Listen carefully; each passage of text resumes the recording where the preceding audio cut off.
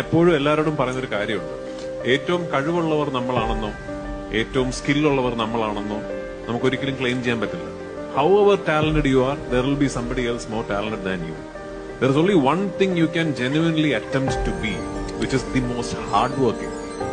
ആഗ്രഹങ്ങളുണ്ടെങ്കിൽ അതിനുവേണ്ടി പണിയെടുക്കണം, നന്നായിട്ട് കഷ്ടപ്പെടണം. Then you leave it. Rest is up to destiny.